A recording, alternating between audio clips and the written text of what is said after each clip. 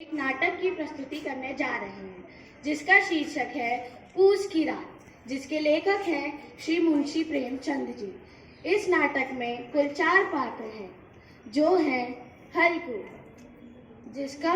जिसका पात्र हमारे सहपाठी अमन अहमद निभा रहे हैं, मुन्नी दीपांशी निभा रही हैं, जबरा जिसकी भूमिका हमारे सहपाठी संदीप निभा रहे हैं, महाजन जिसकी भूमिका हमारे सहपाठी अंकित निभा रहे हैं।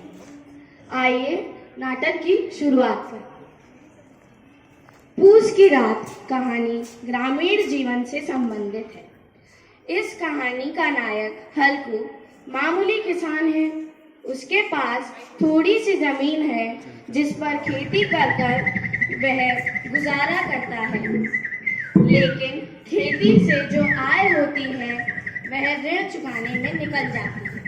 सर्दियों में कंबल खरीदने के लिए उसने मजदूरी करके बड़ी मुश्किल से 3 रुपए इकट्ठे किए हैं, लेकिन वह 3 रुपए भी महाजन ले जाता है। उसकी पत्नी मुन्नी इसका बहुत विरोध करती है, किंतु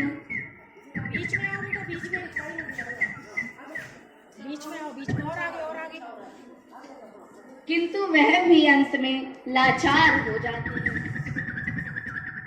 हल्कू अपनी फसल की देखभाल के लिए खेत पर जाता है।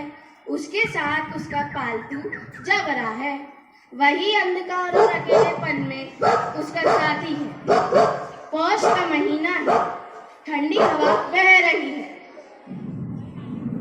हल्कू के पास चादर के अलावा ओढ़ने को कुछ नहीं है। वह जबरा के साथ जैसे तैसे रात काटने की कोशिश करता है, किंतु ठंड से मुक्ति नहीं मिलती। तब वह पास के आम के बगीचे से पत्तियां इकट्ठी कर अलाव जलाता है। अलाव की आग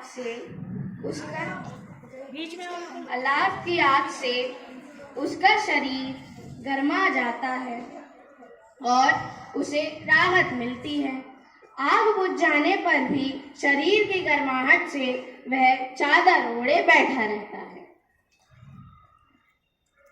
उधर खेत में नीलगाय घुस जाती है। जबरा उनकी आहट से सावधान हो जाता है। वह उन पर भौंकता है। हल्कू को भी लगता है कि खेत में नीलगाय घुस आई है, लेकिन वह थोड़ी दूर जाकर उन्हें भगाता भी है।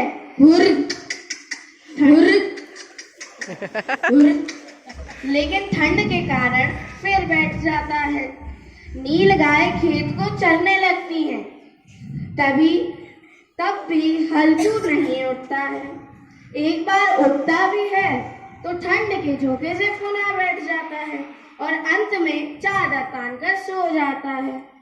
सुबह उसकी पत्नी उसे जगाती है और बताती है कि सारी फसल नष्ट हो गई है।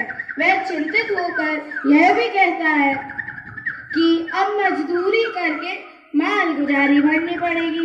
इस पर हल्कू प्रसन्न होकर कहता है कि रात को ठंड में यहाँ सोना तो नहीं पड़ेगा। इसी के साथ कहानी समाप्त हो जाती है।